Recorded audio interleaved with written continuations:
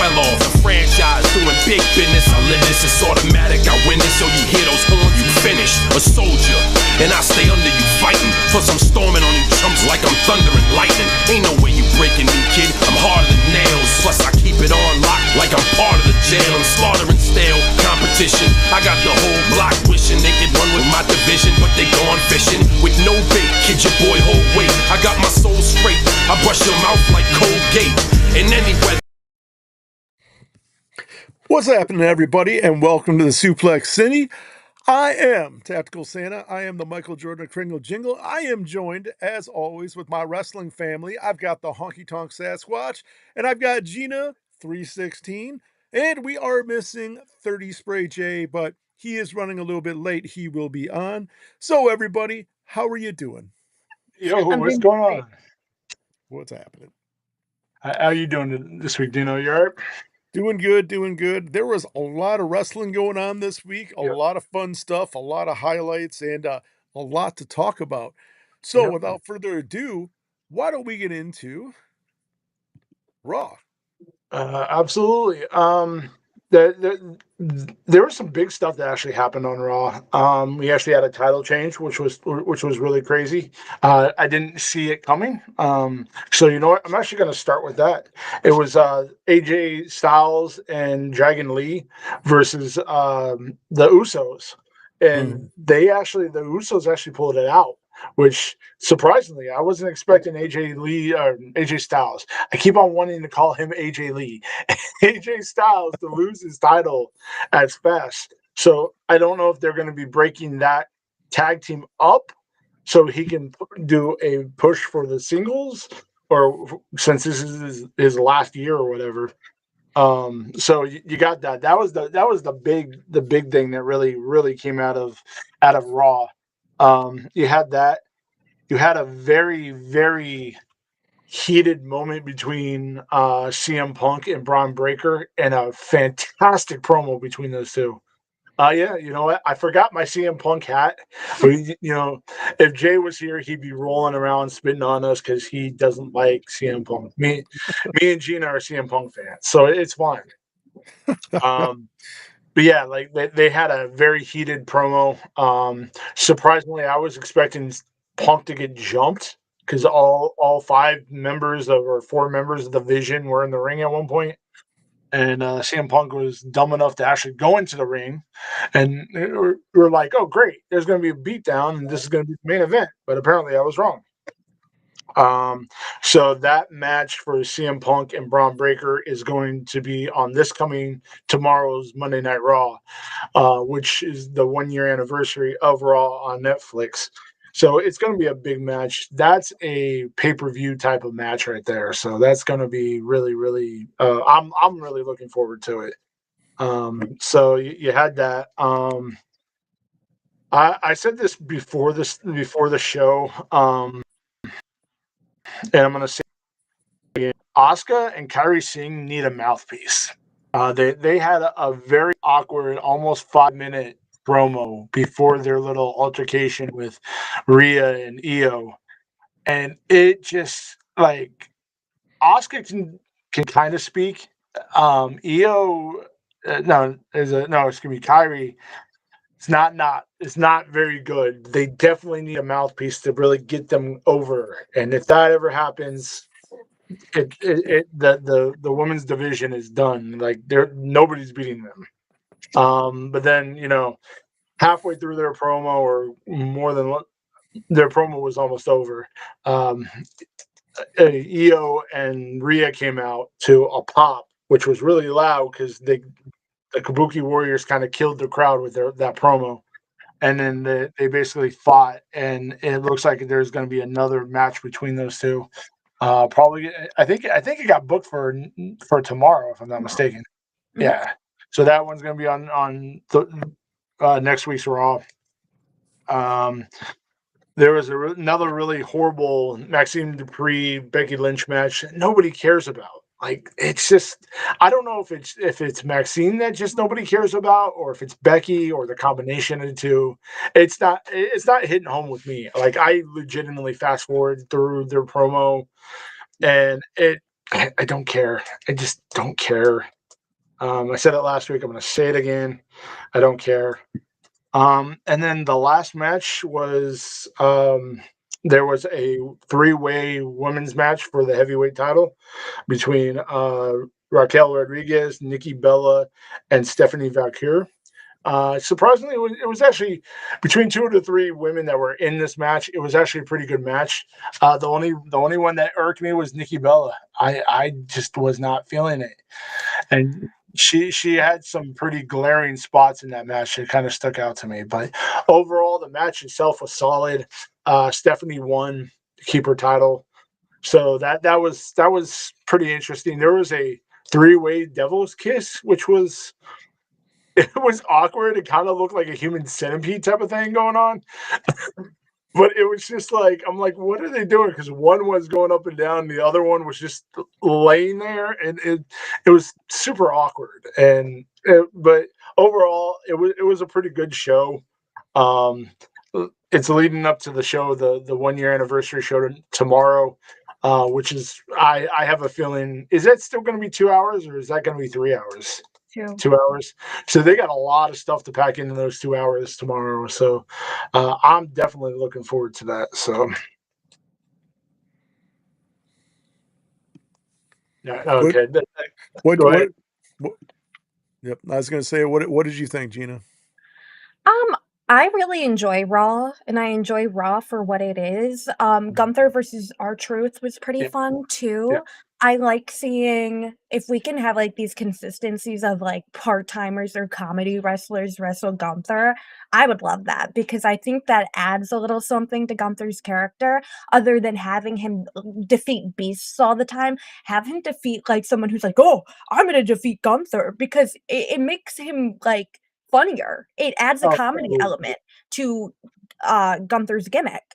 Um, with Nikki on the Nikki Bella comment, I think she is helping the women's division. She may not with the wrestling, but she's a Hall of Famer. She has star power. Her name is recognized outside of the IWC. She's bringing eyes onto the women's title, eyes that maybe weren't there before.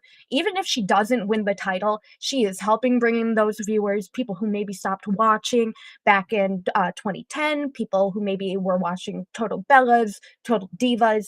She brings a star power to it and she puts eyes on it. That doesn't mean she has to be perfect in the ring at all times, but she does help benefit the talent like how Becky did with NXT. Understandable. The best way I can describe it is it was kind of like watching Michael Jordan when he was with the Washington Wizards. Yeah, he's Hall of Famer. He's great and all, but you're watching him thinking what he could have done 10 years ago and not what he can do now. You know what I mean? That's the best way I could describe it. And unfortunately, it's like that in the wrestling world where a lot of times wrestlers don't know when to give it up because they've been doing it for so long, and they just don't. Their bodies just can't do what they think their minds think their bodies can do. If that makes any sense. Mm-hmm. Right. So, but Right. I don't know. Oh, It was good. although my boy Jordan was still dropping 40 in games, so Yeah, but at the same time, the next game he would drop 12. So I mean, like, you had to take it with a grain of salt. wow, Sasquatch, I mean, man, hold on. man. I'm a Milwaukee Bucks fan, and he was in my division for 15 years, and you torch us every game. I could talk crap on him, right? Right. All right. You were gonna go over some Oh yeah, AEW, yeah. right? The highlight of the week for AEW, because last week we did have somebody ask about AEW.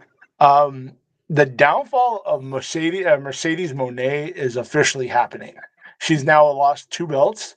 This week she lost one of them to my girl Willow Nightingale. She lost the TBS championship, so that means Willow is a 2-time TBS champion, which is Right. fantastic. But Mhm. the downfall is started now. So, which is you knew it was coming, you just didn't know when it was going to actually happen. So, Right. so yeah, that's the highlight of the week. From now on, after Raw, I'll point out either a fantastic promo or a fantastic match or a combination of the both. But yeah, there wasn't really much promo wise this week. So Right. Right. Alrighty, next up we got NXT, and we're gonna give that to Gina and let her rock and roll with that.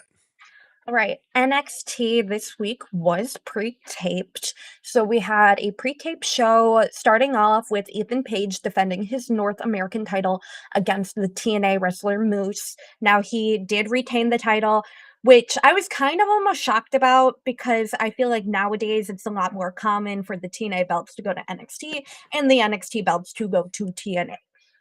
We did get a promo the week before this episode of Ethan Page telling Miles Bourne in the locker room, "You can watch me next week, see what a real wrestler looks like because you either move up or you move out." So I think we're teasing that call up soon. I don't know if those plans have been placed on hold due to what happened on SmackDown this week, but we will get into that when we get into SmackDown. We had JC Jane from Fatal Influence defeat Ren Sinclair. Great match. JC Jane is always very fun to watch. We had Kendall Gray stare down JC Jane at the end. It looks like she might be coming for JC's title, which is interesting because Kendall Gray is an Evolve talent as of now, but she is great in the ring. And she could be fantastic on NXT. So I'm excited to see if she gets the call up before the call up and they put her on NXT from Evolve. Joe Hendry had a New Year's Eve concert because part of his gimmick is doing these concerts, and Dark State came in, the faction, and attacked him. I don't know how long they're going to run this angle for because it seems like since Joe Hendry has arrived in WWE, and even before then, when he was still a TNA talent and making appearance on NXT, he was getting like beat up by Dark State and Dark State would like look over him. This has been a feud that's been going on for a while and it almost doesn't make sense to me because I assume Joe Hendry is getting that SmackDown call up very, very, very soon, considering he was there for the holiday show and he fought The Miz. We had another number one contenders match for the men's speed title. It was Tavion Heights and Alexis King. He absolutely squashed Alexis King, I think in like 10 seconds. It's a speed match, so they're only like 3 minutes long, but he hit him with the finisher right away. So I believe now he's the number one contender. We had OTM defeat Evolve Swipe Right, which Swipe Right, I think they're pitching for an angle with Blake Monroe. I don't know how that's going to go because Mariah May's gimmick in WWE, she was with women. So I don't know if they're going to change that now because it seems to be her idea out of character to make her character that way. We'll see what happens with that. Swipe Right, I would say, we'll keep seeing in NXT quite frequently because of all these call-ups. Expect some new talent in NXT. And the main event of the night was two wrestlers I absolutely love. It was Ricky Saints and Javon Evans. Ricky did defeat Javon, which is kind of a huge win for him, considering Javon Evans is a free agent now and he is looking at the main roster. This is a big win for Ricky Saints because I feel like if they're going to keep him in NXT for a little while longer, he could be the top dog there. Now that Trick's out, now that Javon's out, and now that we're assuming that Obafemi is going to be out soon. So it looks like Ricky and Ethan will be the heads of NXT for the next little bit, and it looks like we're going to get a lot of new talent called up from Evolve. Yeah, you know what? I'm actually surprised that they haven't pushed what is it, Alexis King more, especially with his lineage being Brian Pillman's son. I'm surprised they haven't given him the ball, but that I mean, they can't make superstars out of everybody. You know, I understand that, but that's the one person in NXT that just doesn't make sense to me. So, I'm also glad to see Moose finally getting his recognition. Like, I would love to see Moose in NXT. He's been killing it for the last 10 years, and he's a big monster. He's not as limber as Bobby Lashley, but still, pretty jacked and still killing it either way, Mhm. So Great. I'm glad to see your cheerleaders in the crowd right now. My mama. But yeah, like I'm excited for these call ups. Me I'm too. really Femi has gotten what 3 promos more. He's actually gotten like legit promos, not in show promos, but actually vignettes, which I'm okay with. I haven't seen one of those in a while. So I got excited when I saw that when I watched Raw, and I'm like, oh, awesome! I can't wait. Like I said, I can't wait till these call ups actually happen. So Rumble. yeah, Rumble is gonna be Rumble is my favorite pay per view of all time of all Mine throughout the too. year, and it's gonna be fun. Like I definitely can see it. So.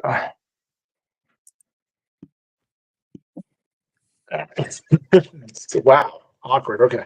But yeah, so do you want to start talking about SmackDown? All right. Yeah, this Uh, one might run a little long because SmackDown is 3 hours again. yeah. So as of I almost said last night, as of 2 days ago, SmackDown did become 3 hours again, and it was probably one of the best SmackDowns in the past few months. 100%. It was fantastic, and I'm someone who enjoys SmackDown. I know there's a lot of people out there that prefer Raw as a brand. I know there's a lot of people who don't even watch SmackDown anymore. SmackDown is a big victim of these talents that have been injured and that are currently out, or talents, that just don't have any, like, bookings. That's the hardest part for SmackDown, and I feel like that's the reason a lot of people don't tune in to SmackDown.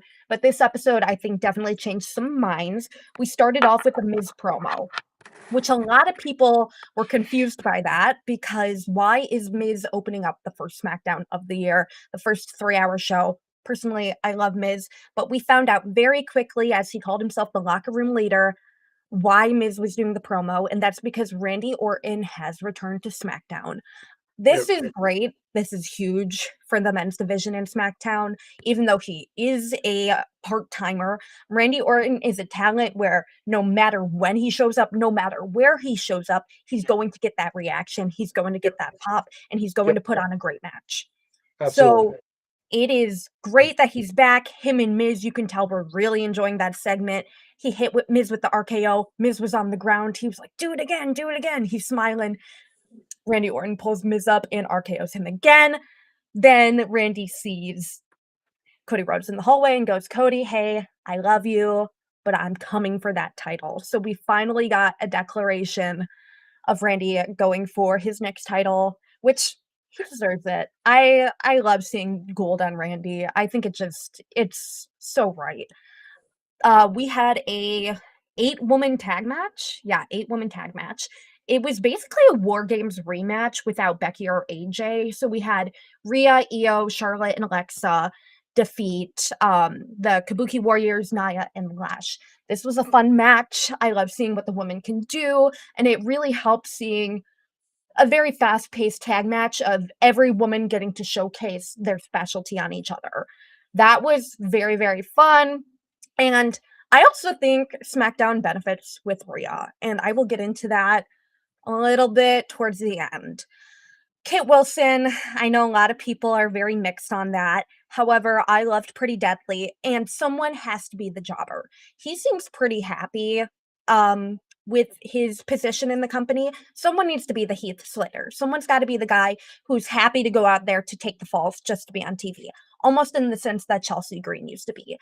I think that he's going to get over pretty quickly. I'm seeing on TikTok and on Twitter, people are talking about his theme song, and he was going to have a mystery opponent. And me and all my friends were very afraid that it was going to be Oba Femi. But then you hear woo, woo, woo. And Matt Cardona comes out as Matt Cardona. And we get confirmation that Matt Cardona is officially on the SmackDown roster again. Kind of shocking. I didn't think they'd ever accept his calls back. I know that sounds so bad, but I genuinely thought in character, this man has such an ego that I'm the god of the indies. Da, da, da, da, da. I thought they would never call him back, but it's clear that they have some surprises up at their sleeve for this year. And that wasn't the only fun little return call up that we got. We had Trick Williams interrupt Sami Zayn, saying that he also wanted to be the champion. So now we have like 4 eyes on the Undisputed Championship: Trick Williams, Sami Zayn, Randy Orton, and currently Drew McIntyre. That was fun. I feel like Sami is the perfect guy to give Trick that little come up into the company, that first little long-term feud for him, because Trick is great and he's already over with that crowd. As he was walking out, everyone was chanting, "Whoop that Trick," which started in NXT. And it seems like he might have a very fun run here. He has this swagger to him and he has this aura that when Yep. he comes out, you're like, yes, this is a superstar. This is Yep. a guy that I can see in the company for the next 10 years. This is someone that you know is going to be a great asset. And I think that's why SmackDown is perfect for him, because they're really shaping that roster out, especially with the backstage segments we had with Jordan Grace, scoping out who could be her little competition. She scoped out Chelsea Green and she scoped out Jade Cargill since Meechin got injured and we didn't get Jade's match. I think Jordan would be a very great addition because on the Raw side of the roster, the women's division is pretty stacked. So I think Jordan would be nice to level it out on SmackDown. We had my favorite match of the week, Carmelo Hayes and Johnny Gargano. These two are fantastic. Carmelo Hayes, I would literally watch that man wrestle the same person every single week if that means if I could watch him every single week. I think he is fantastic. I think he's so fun to watch. He's charismatic. He's very over with the crowd. I'm so glad they gave him his chance with the title. And he also said that he is going to be continuing the open challenge next week and the coming weeks after. And he told Ilya Dragunov that they're going to run it back when he thinks he's ready to run it back, which is great. Those two put on a great match, but I'm excited to see the talents that Carmelo's going to help out, help push, maybe put some spotlight on some people who have maybe been buried a little bit. So I'm very excited to see what Melo will do with the title. And then we got, obviously, Drew and Cody still going. Drew broke into Cody's bus, burnt a photo of him and Dusty. And originally, I had thought that Drew would get the belt, but now it's become very clear to me that they're letting Cody keep the title, and it's probably going to be Cody versus Randy at Mania, is what I'm assuming, which will be very exciting, but it's fantastic. The 3 stages of hell match, I'm kind of upset with the stipulations because the first is a standard match. The first is a standard match. The second is Falls Count Anywhere, and the third steel cage. I thought we would get some different stipulations. I think they're afraid of injuring Cody. But I think what's going to happen is it might be 2-0 and Cody wins, or it might be, oh, Drew gets the first, but is he really that tough? And Cody retains, because I think now that Randy's back, they're like, okay, we're switching it. Cody's retaining. And we had Julia defeat Chelsea Green, again, 2 crickets. I feel bad for Julia because Julia is a great wrestler. She had a good run on NXT. But who is Julia? That's the problem with WWE. You can be a great wrestler, but at the end of the day, it's sports entertainment. You need to be able to entertain. You need to be able to have a character if you're going to sell yourself, especially coming fresh off of NXT. I believe she's been on SmackDown for a few months now, but if you ask someone who's a casual viewer of WWE, what's Julia's character? What's her personality? I don't think people would be able to tell you. And again, I don't think that's on Julia, but rather on the booking itself and the writing itself. What she's going to do with the title, I'm interested to see, because Zelina used to be in the picture, but Zelina's with Alistair now, and Meechin's out. So it's what other ladies are going to be going for this mid-card belt. I'm interested. Who? BFAB? BFAB. That's the only one left. I mean, yeah. Everybody else on SmackDown's in the tag team division. It's just BFAB. That's it. Yeah. It is just BFAB pretty much, which is making me think, like, what are you going to do with Julia's reign? That's what I'm most interested to see. And then The main event was the first ever ambulance match on SmackDown, which is kind of a crazy feat. Yep, they were advertising it as the first ever I SmackDown. I don't believe that at all. I would have to do some sort of research because they've The been wrong about commentators stuff like said that, the official WWE Right. website said that, I backed it up. I'm not just Sports Illustrated isn't saying it, like, the Chicago Tribune isn't saying it. I'm not like Becky Lynch and just pulling it out, but no, they were claiming the whole night that it was the main event because it was SmackDown's first ever ambulance match. Damian and Alistair, that feud has gone on very long, and it's gotten to the point where I thought they both deserved the win, because how are you gonna build these characters up after this? yeah.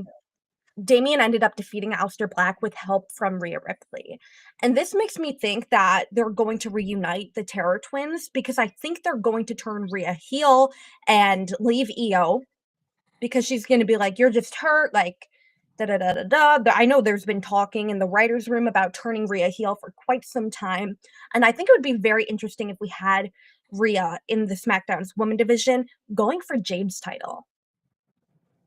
Those Yeah, two yeah, would put yeah. on a very fun Absolutely. match. Absolutely. And like before Matt Riddle went off the deep end and was released, I thought those three, the Terror Twins and Matt Riddle, were going to be in a faction because they had some really great chemistry. But then Matt Riddle just went ape crap crazy and did some stuff. Now he's no longer in the company. But yeah, I'm here for those two because they have great chemistry. They play off each other. The biggest issue is if they're gonna do the mixed tag team with Zelina and Alistair. Zelina's only like 4'11". She is not imposing going up against Rhea. That's what kills me. Like I like Alistair Black and I like what he's doing with Damian, even though it's dragging on forever. I want to see more of that. Like I want to see more. Like it get away from the supernatural stuff. And I have a feeling after this feud is over, those two are going to be a tag team. They're going to be like some sort of faction. Well, Zelina Vega is a high flyer. So she's Mhm. one of those talents like Rey Mysterio, where it's really not the build, it's more of the moves you can throw in the ring. She Yep. can pull off some really good Hurricane Ranas. She can flip. She can do a lot of stuff. Her and Rhea didn't have a great match when the last mixed tag happened because she had a death in the family just, I believe, a day before. So, of course, you're going to be off your game. You're not going to be in a great mindset.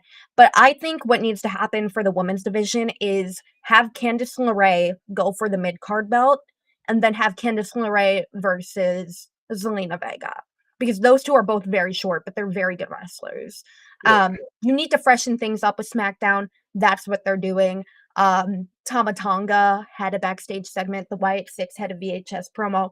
And that was the most interested, sorry, Jay, the most interested I was in the Wyatt Six in a while. Um, Yeah. we had Uncle Howdy out of character, like out of mask. Um, there just needs to be more depth. There Yep. needs to be more depth. We're getting a 4-on-4 with them. But I don't see where this feud is going, and I think that's SmackDown's biggest problem. On Raw, you can be like, "Oh, well, yeah, AJ Styles is gonna lose the tag team titles because he's having a singles run," or Yep. you're like, "Yeah, Kabuki Warriors are gonna retain and then drop it to Lash and Nia." On SmackDown, we don't know where any of these storylines are going. Nope. There's no good ending for both parties. There's no good ending for Priest and Black, which in the ambulance match you have to shut all the doors, and he didn't. Priest didn't shut the front door. So I'm wondering if that was a mistake or if that's something Pro- that should be It, brought it, up. it probably was. I actually want to see what they do with Tama Tonga and Nakamura. Like that, because I remember them having some crazy matches in New Japan way back when Tama Tonga was part of the Bullet Club. I'm here for that. I want to see them push Nakamura more. Let him go back to the old Nakamura, not this new crap that they had him last time he had a little run. But I want to see more of him and more of his. See what he does with that. But Yeah, and that backstage little confrontation between the two really makes me think that they're going to break up the MFTs sooner than later. And you might be thinking they just put the MFTs together, but sometimes when factions don't work and don't get the crowd reaction that they're thinking they're going to get, they split them up a little bit prematurely. And these Yeah. are all wrestlers that can have great solo runs, that can have great tag runs, and don't have to be hid behind Solo Sikoa. Solo Sikoa is also a great wrestler, but he shouldn't be an intimidating heel. He should be a fun mid-card comedy heel. Yeah. That's when I saw him live, he came out after dark. He came out like a little dark match he did. He is hilarious. That man should not be hiding behind, "Oh, I'm tough, I'm this, I'm that." Because yes, he is, but prioritize and let him be fun and let him be goofy and silly like his brothers are, Jay and Jimmy. Um, but I think there's something to be said because I think if they're gonna have Tama wrestle with Nakamura, then what are we doing with the MFTs and the Wyatt Six? They have no idea what they're doing with them. It's like a week by week basis. They're just throwing stuff on the wall and see what sticks, and nothing's sticking, unfortunately. I hate to say it, and Jay's gonna hate me for it, but the Wyatt Six has been a failure. Like it's spinning its wheels and it's not going anywhere. It's not progressing any type of story. Nothing's ever getting done with it, and I'm kind of getting tired of it. Like they need to kind of just move on because it's not working. So And again, I said this in past weeks, but I think the feud would be more interesting if either Uncle Howdy or Solo Sikoa held a title.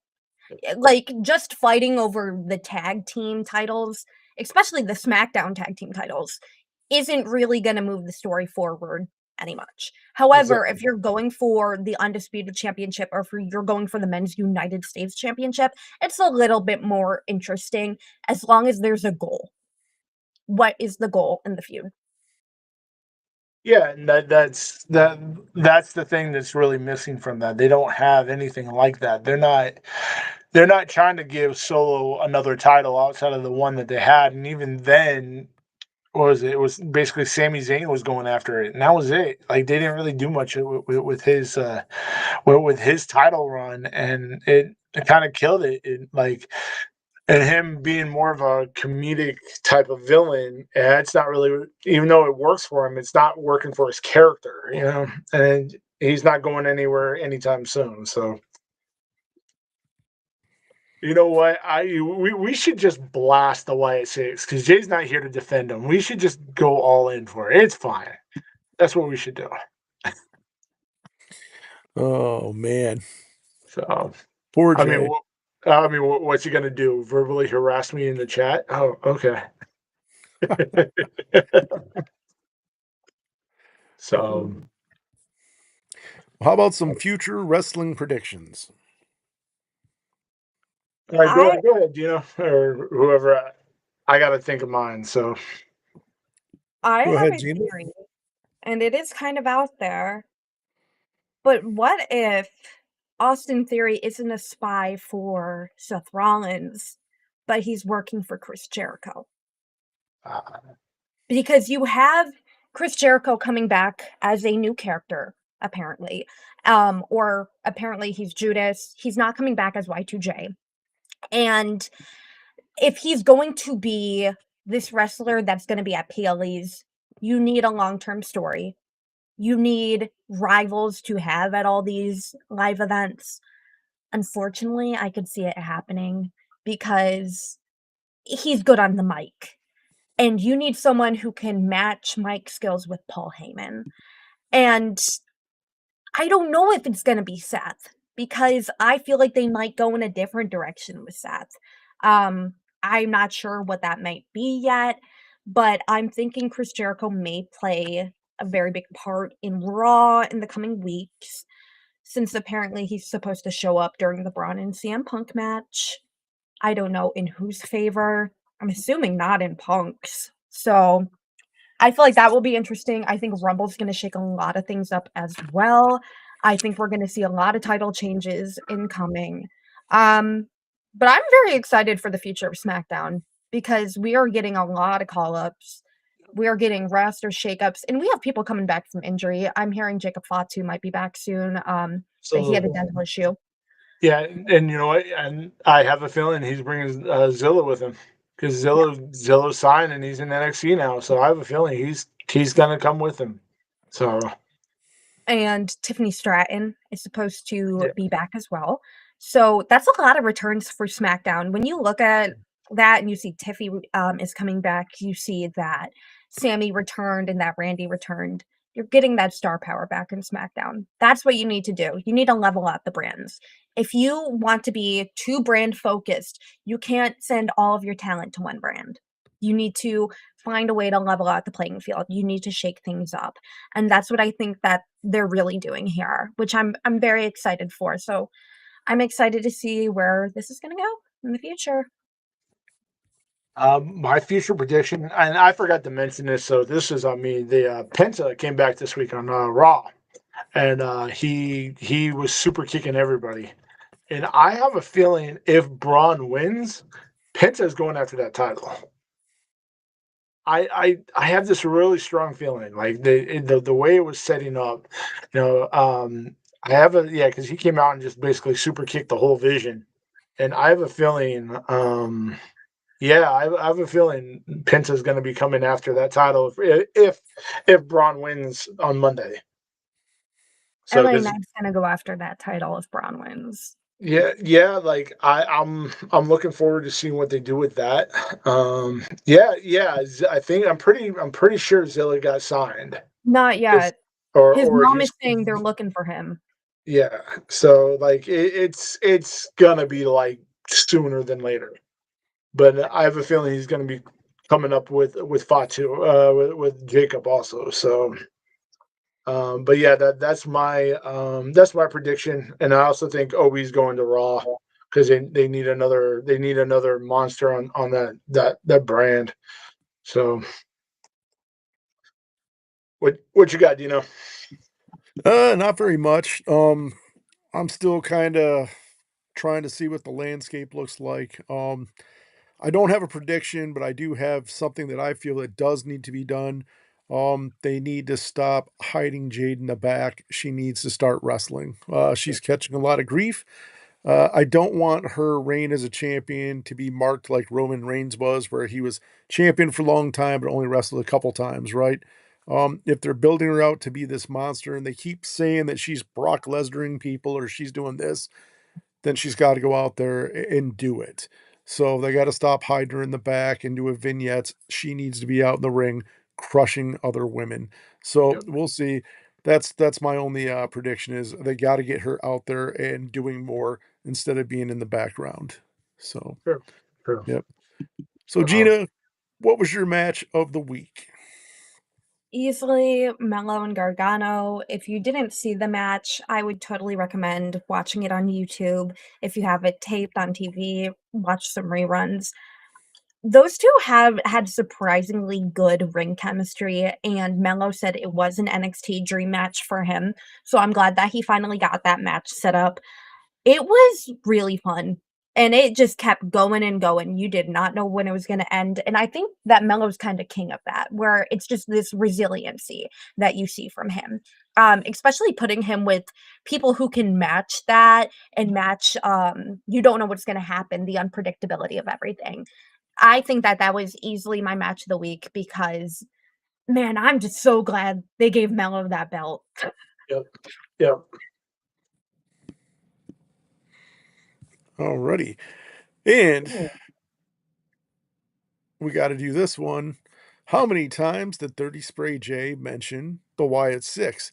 Even though he wasn't on, how many times did he mention it What's it? in the crowd? One? Once, Oh, he once, mentioned a Once. couple, I think. there was one. Once, but then he said it was blasphemy that we were talking bad about them. Yeah, Right. it was once. It's fine. It Gotcha, does. It gotcha. doesn't. Jay doesn't matter. It doesn't matter. You know, we're the stars here. It doesn't matter.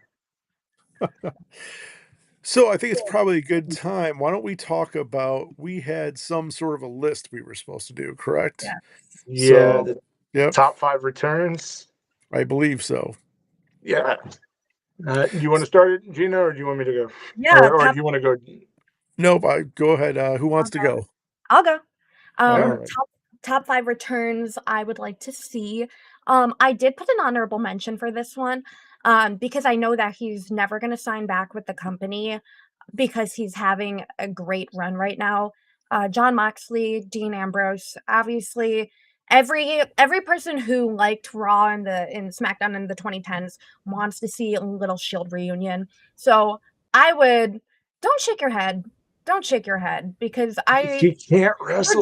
we're different eras of wrestling. So just to see him show up, I feel like would be very interesting. Number 5, I put Lita.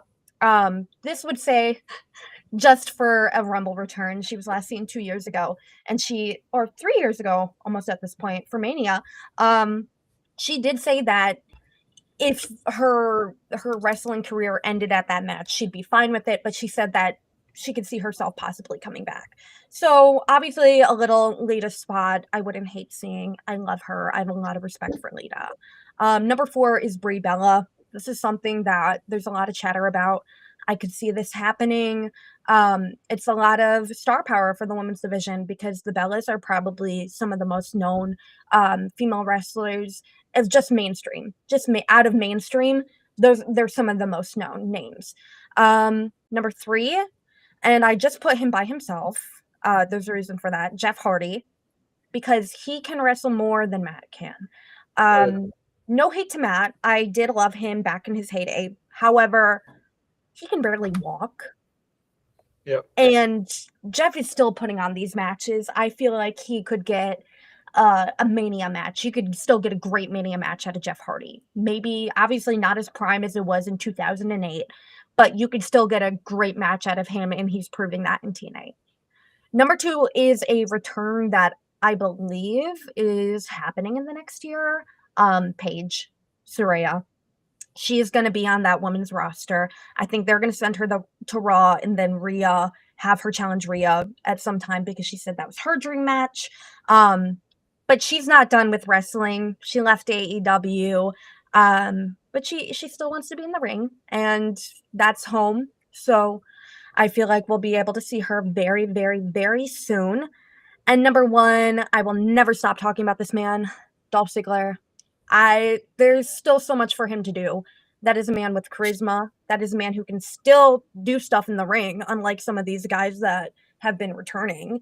And that is a guy who is great on the mic and great in the ring. He's got a lot of respect from the locker room. He's like Naomi, where a lot of people are hanging out with him outside of things. And I feel like that's something that could possibly happen because his TNA contract was originally up 1 year ago, but he signed an extension, but no one ever got word on how long that extension was for. So because he returned in the Last Time Is Now tournament, and so did Zack Ryder, Matt Cardona, I'm thinking it's possible. Who returned? I said that. I would think that it's possible that we'll get Nick Nemeth back for a short run. Hey Dino, hit the button.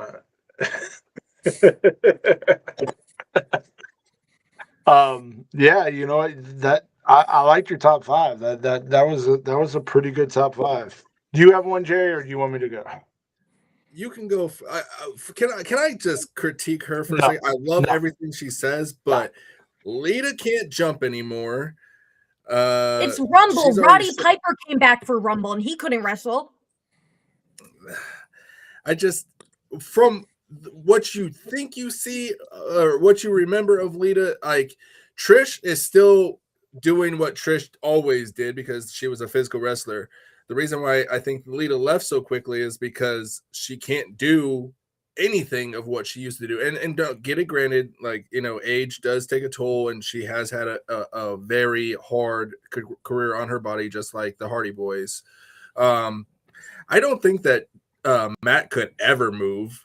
I actually was watching some old matches from the TLC days and everything before, like they really put the physicalness in their body, and it doesn't seem like Matt really, like, he could wrestle. I just don't think he could ever move, and like it finally really has taken a toll. That's all I'm gonna say. That's all. Yeah, I haven't been here for an hour, so continue. All right. Oh, Yeah. I So, got plenty to say to you, buddy. yeah, I don't care. I really don't care. I don't care. So my number 5, I want to see Samoa Joe come back. I think they did him dirty the last like year and a half that he was with the WWE, throwing him on commentary. No, he can still wrestle. I want to see him come back. Yes. Number 4, I want to see the Iconics come back. I Yes, thought they were great, annoying heels. They were great. I they want would to be see, iconic and pretty deadly yeah, together. yeah. I want to see them come back. Number 3, I want to see Sheldon Benjamin come back. And you know what? You can also throw the whole Hurt Syndicate. Those 3 gentlemen, I want to see them come back. Number 2, I want to see Dakota Kai come back. She still has a lot left in her tank. Unfortunately, she got hurt at a very bad time, but I miss her. And you know what? Since we've been talking about Joe Hendry and his singing, I want to see Elias come back. Mm. Like I don't know if y'all remember that heat that he got in Seattle when he brought up the Supersonics with him and Kevin Owens. That was like nuclear. I've never heard anything that loud type of heat. I want to see Elias come back. I know they kind of messed him up when they shaved his beard and called him Ezekiel or whatever. But as Elias, as the Drifter, I miss that guy. That is my top 5. Comebacks. We're talking comebacks. I would definitely agree with you with Samoa Joe on the whole thing you said, them screwing him over. He's had a great career with AEW. The man can act outside of WWE or wrestling, period. Um, I Elias, yes, definitely. At first, I didn't like him, and I love him towards the end, and it really sucks of how they didn't really use him to full potential. I'm ready for Zilla. I'm ready for the next gen of wrestling to just begin because it seems like, everyone is done. Seth doesn't have long. Chris Jericho coming back.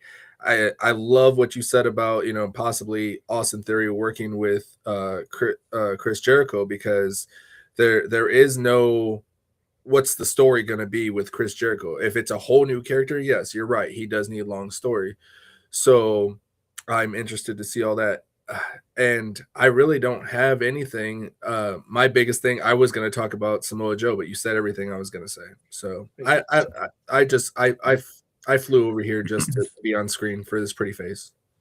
Yeah, you can go back away, Tuesday. We don't need that kind of negativity in this in this YouTube live.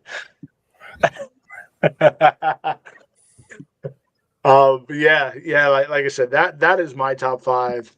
I also had Buddy Matthews on there. I had Jinder Mahal.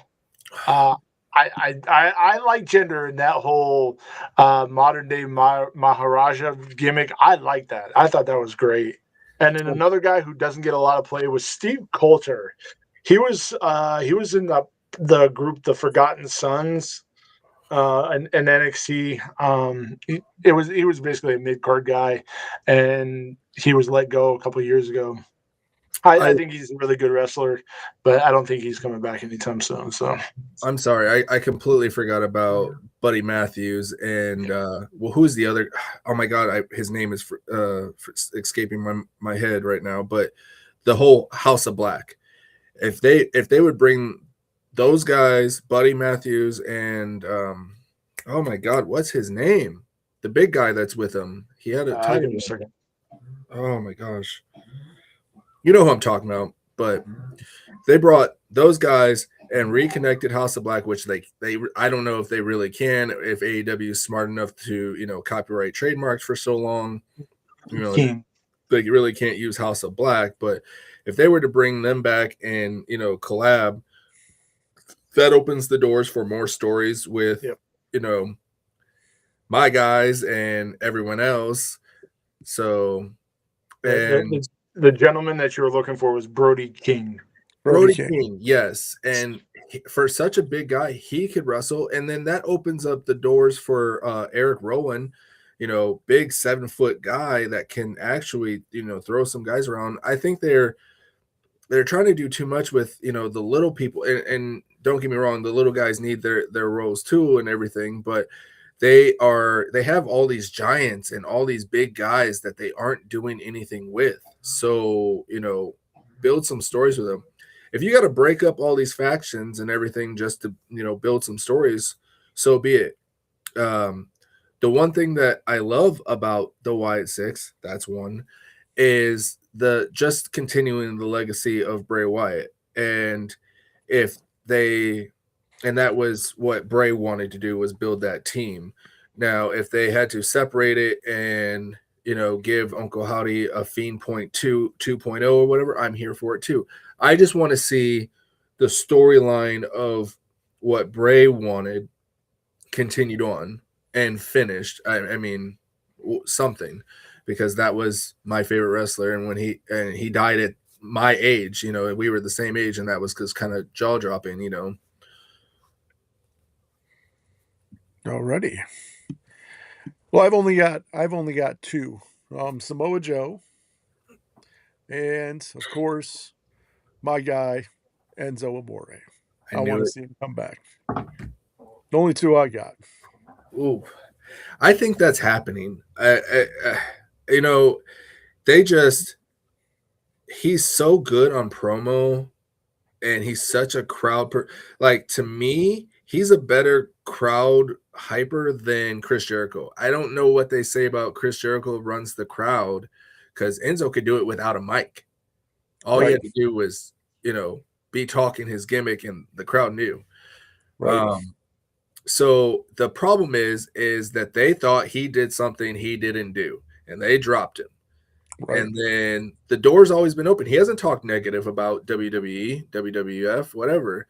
So I think the biggest thing, if they did it for Punk, who bashed WWE for so long, they could really use Enzo. I'm here for it. I'm wondering if they would bring him. What's that? Punk had star power. You don't think Enzo has star power? Enzo had star power, but he didn't have longevity. The same thing that Punk had when he was out of the company, the same thing that Jericho. People still talk about them. Enzo Amore didn't get signed by AEW. He didn't get signed by TNA. He didn't want to go to AEW. Listen to his things. He didn't want to. He went with Fourth Rope. You guys are the only people that I really see talk about Enzo still. People talked about Punk when he was out of the company. I don't even like Jericho, but people still talk about Jericho. Wow. So, I mean, when it's 2026, and I know that your generation knows what Google Enzo and see how much pop up. But see, the thing is, when Punk wasn't wrestling, the crowd was chanting his name. When was the last time you heard an Enzo chant? That right there. Right there. Wow, these guys. You know what I mean? These guys. I'm glad I came now, Tactical. Like, what's going on? It's okay when he comes back and he shows them who can rock. I know. Like, right. When you got guys like Ric Flair and all those guys saying Enzo's the guy that rocks the mic, the guys that truly could. That's proof in the pudding. Yeah. When he comes back, imagine this though. Imagine if he wouldn't have gotten fired for something he didn't do, what he would be right now. Yeah. Instead of being a crybaby, didn't cook him on the mic. Imagine if he didn't quit like a crybaby, like CM Punk, and left. Well, at least CM Punk's still with the company and is the top star. The top star. He's the top star of Raw. That man has the belt. Is he? Yeah, that's kind of all right. Calm it down. All right. This is hilarious. I think it's kind of like you're old and you're not going to have another chance. We're going to give it to you. Have fun for a couple months and it's going to be gone. Then why is he pushing the young talent? I was going to say, I don't know if you've seen the promos that he's been cutting since he's come back. Right. They're some of the best promos in the company, not just him. Right. So. Right. But. I like mean, I said, I don't think he's that. I don't think he walks on water like you guys think he does. CM Punk to a lot of people is kind of a bitch for what he did. And there's Enzo a lot of Amore people that is what? Not. I mean, what? No one even talks about him outside of you guys. Yeah, like. Mm-hmm. I mean, and Yeah, it goes back to that nobody remembers Enzo. They remember his gimmick, but they don't remember him. Like he wasn't really, he didn't leave a lasting mark. You know what I mean? Big casted. Yeah, like CM Punk left a lasting mark. People still talk about the pipe bomb. They don't do that with Enzo. I hate Like to I say it, said, but if he comes back, they give him a chance. Imagine, like I said though, CM Punk didn't get fired for something he didn't do. Enzo did. That's where my point is CM Punk had his time Yeah. and he left like a bitch. Enzo didn't even get the chance. He got fired because somebody said he did something and it was found that he didn't. That's what I'm saying is imagine if he would have been in the company this whole time. Yeah. I mean, I Imagine think Enzo. if Imagine anybody, Enzo. I think if anybody needs a second chance, not even a second chance, but a second, hey, come back because you were untruthfully fired, it's a guy like him. Oh, I'm ready for that pop when it Right. comes back and that pop happens, and then we'll have the same argument Right. and we'll see what's going on because I'm here for it. He's kind of got me on the train, and I've been watching and I've been Googling, I've been listening to the interviews, and the facts are this: AEW wanted him, he didn't want to go to AEW. He hasn't talked bad about WWE. Right. He said, "Hey, this happened, and I got wrongfully accused. This didn't happen." And then he rolled the indies. Right. And he did what, Matt Cardetta or Zack Ryder did, and everybody, he's made a name for himself on another planet. It may not be big and glorious. The crowd may not be chanting his name or anything, but it's wrestling. That stuff kind of dies off. Look at it like right now. I still want another Karrion Kross. Bring him back.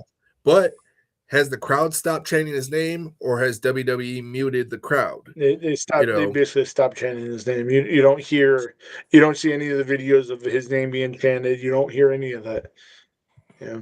And the thing about wrestling is it's a slow run. Right. Look how long it took for the Bray Wyatt thing to come back, and it finally happened.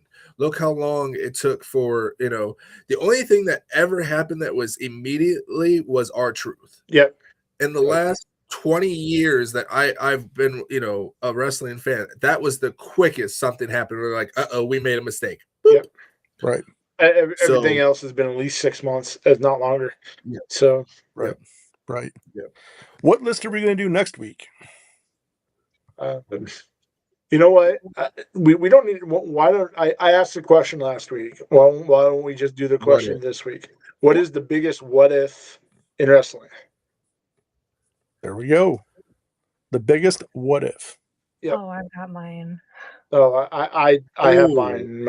Mine's a pretty decent one. Mine's pretty good too. And you've been asking this question, behind the scenes for the last 2 weeks, Chris. So I am very curious to see what your what if. Don't right, say it right. now, obviously. Fine. But I'm very Don't curious. let it out of the bag. No. Yeah. Nobody let it out of the bag. That bag that you have on your shoulder. Oh, that's a hoodie. Okay, yeah. Don't let it out of the bag. Hey, this is a man's hoodie there, little man. They do sell 50-gallon trash bags. It looks a lot like the thing that you got on your shoulders right now there, bud. I see we're skipping the Enzo scale because I think we broke it. Yeah, So- we're at like 12, 14, Right? I wasn't the only one that said his name though, so that yeah. No, I think that's the most his name was said on a wrestling podcast probably in the past 4 years. Oh my gosh. You know what? We don't even need the Enzo meter anymore because I'm with him on that. Enzo needs to come back. And I can't wait to see your jaw. Like, let's see who's late to that show whenever that happens. Anyway, for those who are watching, thanks for watching. And for those who are going to watch the replay, thank you for watching the replay. Come back and check us out. And Sasquatch, send us out. See you next week. Same time, same channel. I don't know. You put me on the spot, man. I don't know.